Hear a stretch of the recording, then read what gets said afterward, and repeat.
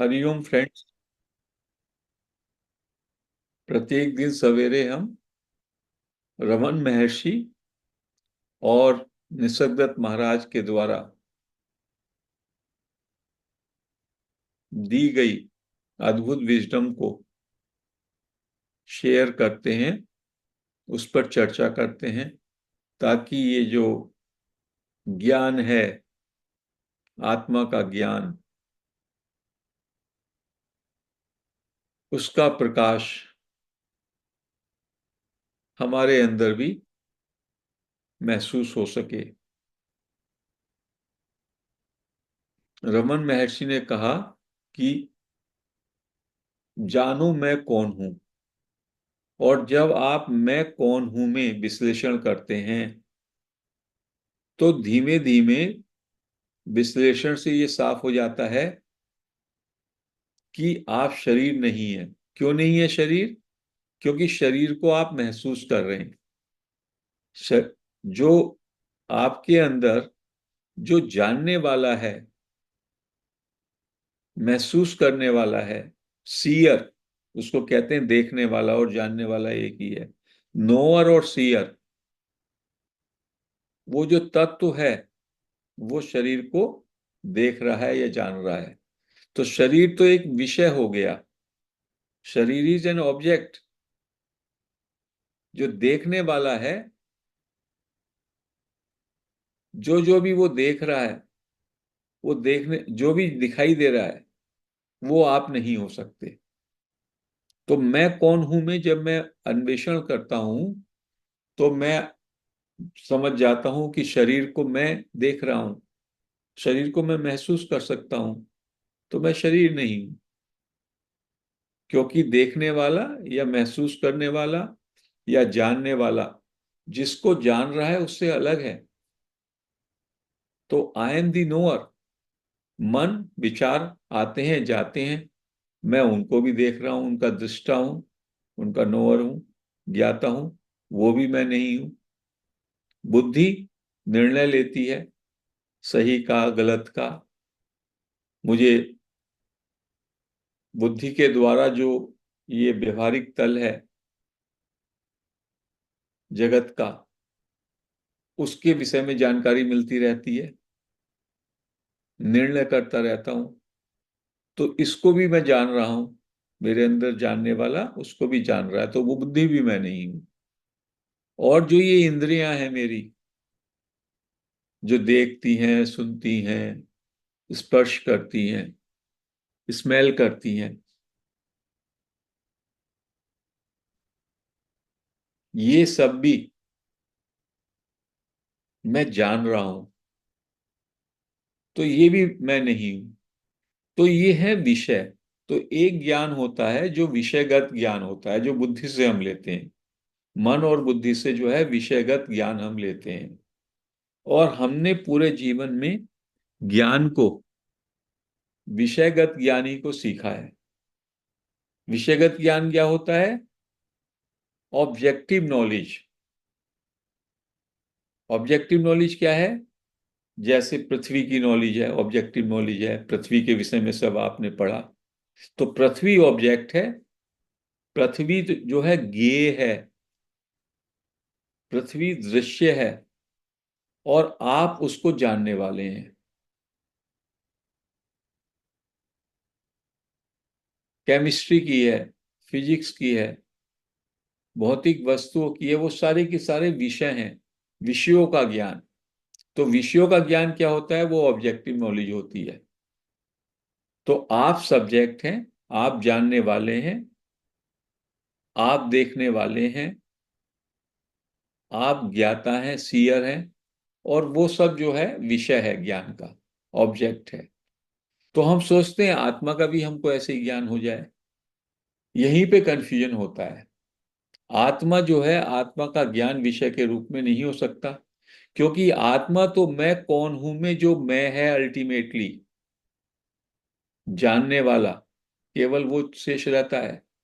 जब आप ये अन्वेषण करेंगे, मैं कौन हूं, हु एम आई, जो रमन महर्षि ने दी, तो जब तक आपको कुछ भी उत्तर मिलेगा, तब तक वो फाल्स होगा।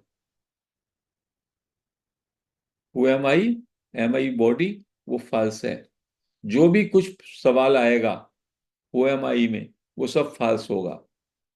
और ultimately there will be no answer left. क्योंकि जो जानने वाला है वो कोई इंडिविजुअलिटी नहीं है। जानने वाला जो है वो सर्वव्यापी है, अखंड है, और वो मैं हूं। इस बात को, गूढ़ बात को समझिए। आपके अंदर जो जानने वाला है, वही जानने वाला सबके अंदर विद्यमान है। तो जानने वाले को विषय के रूप में, ऑब्जेक्ट के रूप में आप कैसे पकड़ेंगे? तो हुएम आई के जरिए रमन महर्षि ने ये प्रक्रिया इसलिए चलाई कि जो भी आपके अंदर हुएम आई के बाद आंसर आएंगे, वो सब आंसरों को रिजेक्ट करना है। और जब कोई आंसर ही ना बचेगा, तो ये जो पूछने वाला आई है ये भी गिर जाएगा। और फिर आप स्रोत में, अवेयरनेस में रहेंगे। तो जानने वाले का ही दूसरे नाम को प्योर अवेयरनेस भी कह दिया, दृष्टा भी कह दिया, ज्ञाता भी कह दिया। वास्तव में वो बोध स्वरूप है, केवल जानना। जानना ही एक सच्चाई है। जानना ही सुप्रीम पावर है, वही परमात्मा है, वही ब्रह्मन है। इस बात को बस आपने पकड़ लिया तो आपका काम हो गया। ये बुद्धि का जानना नहीं है, ये सुप्रीम जानना है। अभी मैं बोल रहा हूं, आप सुन रहे हैं, इसमें भी वो जानना चल रहा है। अभी मैंने चंद्रमा की बात कही, तत्काल आप चंद्रमा की को जान लेते हैं। कैसे जान लेते हैं? वो वही जानना है, आत्मा का जानना। तो आत्मा जो है ज्ञान स्वरूप है। आत्मा ज्ञाता है और दृष्टा है। तो ज्ञाता और दृष्टा में कैसे रहेंगे? ज्ञाता और दृष्टा को कैसे जानेंगे? ये प्रश्न उठता है। जानने वाले को कैसे जाने? हाउ टू नो सेल्फ, ये प्रश्न होता है। निसर्गदत्त महाराज और रमन महर्षि क्या कहते हैं? To know the self, self मतलब आत्मा या ये जानने वाला। इस जानने वाले को कैसे जानोगे? जानने वाले को जानने का एक ही तरीका है, टू अबाइड इन दैट नोइंगनेस। उस जानने वाले में एक साथ हो जाओ, या जानने वाले में अबाइड करो। जानने वाले को सब्जेक्ट ऑब्जेक्ट की तरह से नहीं जान पाओगे। तो यू बी दी सेल्फ। और हर एक जानने जानने में जो है, नोइंगनेस में बीइंगनेस शामिल है। तो निसर्गदत्त महाराज ने बीइंगनेस पे जोर दिया, शुद्ध हैपन पे। जैसे वो 2-3 साल का बच्चा है, उसके अंदर होना और जानना दोनों, होना और जानना एक ही सिक्के के दो पहलू हैं। चूंकि हम इसको ज्ञान मार्ग कहते हैं, तो इसमें ये जानना हो गया। जानते हो आप क्योंकि आप हो, और होते हैं हो, इसका आपको ज्ञान है। तो जानना और होना, सत और चित, बस इस पे, इसमें अबाइड करो। इसको ऐसे नहीं जानोगे। जानने वाले को कैसे जानोगे? जानने वाले को कैसे जानोगे? उसके थ्रू तो आप जान रहे हो। तो जानने वाले के साथ एक हो जाओ, और जो कुछ भी जान रहे हो उस सबको फेंक दो। जो कुछ भी आप जान रहे हो वो विषय है, मन बुद्धि का विषय है। और अभी हमसे गलती यही होती है पूरे टाइम, कि हम विषय के रूप में आत्मा को जानना चाहते हैं, परमात्मा को जानना चाहते हैं। मतलब मैं जानने वाला तो अलग हूं, और परमात्मा और आत्मा अलग है ऑब्जेक्ट के रूप में। तो ये तो विरोधाभास है। ऐसे कैसे होगा? परमात्मा यदि सर्वव्यापी है, आत्मा सब जगह है, तो आप में भी तो है। वही तो तत्व है जानने का। उसके द्वारा जान रहे हो और उसी को जानना चाहते हो। तो वो ऑब्जेक्ट के रूप में आप नहीं जान पाओगे। उसके लिए आपको उसके साथ एक होना पड़ेगा। तो उसकी ही कई सारी युक्तियां बताई। एक तो यह है, जो भी दिखाई दे रहा है, जो भी दिखाई दे रहा है उसको रिजेक्ट कर दो और अनदेखे में चले जाओ। इसकी एक एग्जाम्पल, इसका एक छोटा सा उदाहरण, ये सब गूढ़ बातें हैं, बहुत गूढ़ बातें, इनको बार बार आपको इसको सुनना पड़ेगा। शीशा है, शीशे के सामने आप खड़े होते हो तो आपका उस दर्पण में चेहरा, आपका पूरा शरीर प्रतिबिंबित होता है। तो क्या दर्पण के अंदर आप हो क्या? नहीं हो। आप दर्पण के सामने से हट जाओ तो दर्पण तो केवल जो है क्लियर और प्योर रहेगा। ऐसे ही आत्मा है। आत्मा के ऊपर विषयों का, मन और बुद्धि के कारण शरीर, विचार, मूवी कोई भी या जगत का प्रपंच दिखाई देता है, लेकिन आत्मा उससे जुड़ी हुई नहीं है। आत्मा तो उससे सर्वथा भिन्न है। और आत्मा का क्या गुण है? जानना, ज्ञाता और दृष्टा। और है, हमेशा है।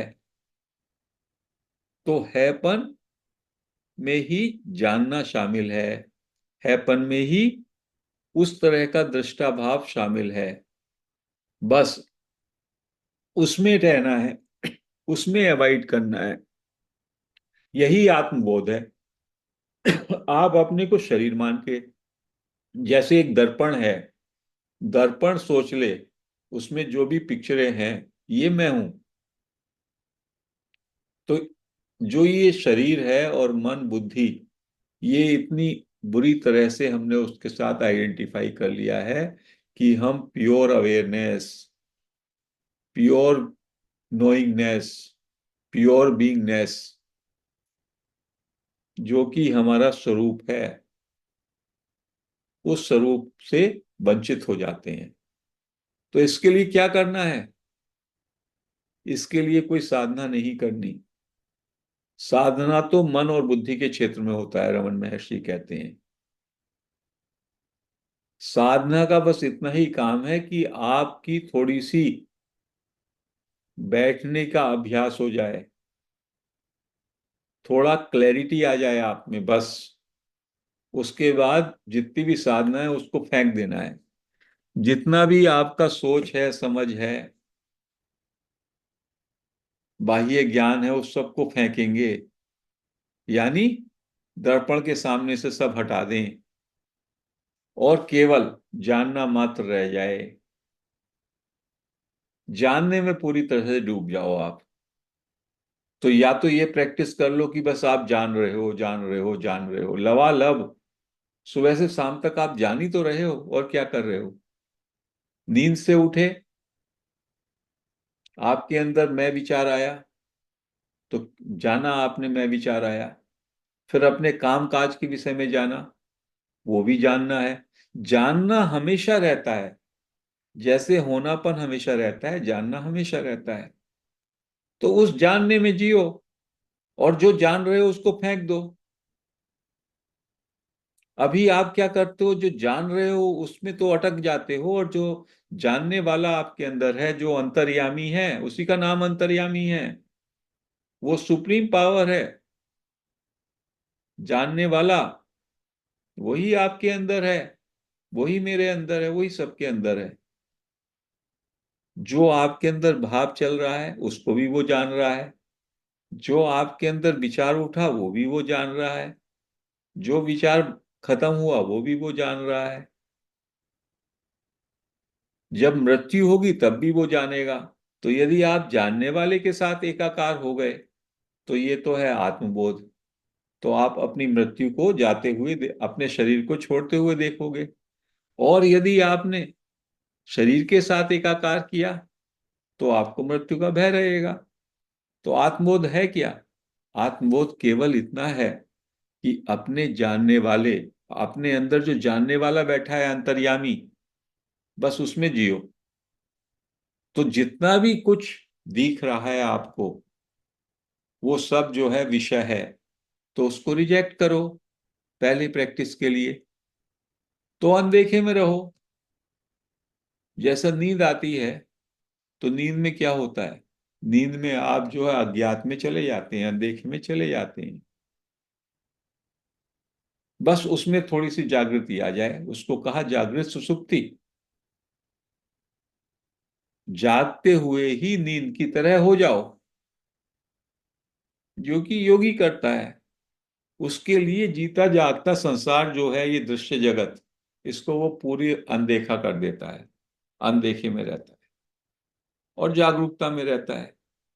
यानी वो अपने जानने के केंद्र में रहता है। हम जानने के केंद्र में नहीं रहते। हम जिसको जान रहे हैं उसमें फंस जाते हैं, दृश्य जगत में फंस जाते हैं, जो कि परिवर्तन हो रहा है। तो जानने में रहना है। जानने वाले को जाना कैसे जाएगा? जानने वाले को सब्जेक्ट ऑब्जेक्ट रिलेशनशिप से नहीं जाना जाएगा। जानने वाले को जानने का मतलब है to avoid, to stay in being, to avoid in being, to avoid in self. इसलिए कहा सेल्फ अवॉइडेंस। इसी को रमन महर्षि ने कहा सेल्फ अवॉइडेंस। इसी को निसर्गदत्त महाराज ने कहा स्टे इन आई एम। यही जो है सर्वोपरि मंत्र है आत्मबोध का। कितना भी आप मेडिटेशन कर लो, कितना भी आप जो है अपने को बैठा लो, उससे थोड़ी होगा। ये जानने का तो, जो जानना वाला है वो हमेशा आपके अंदर है और सर्वव्यापी है वो।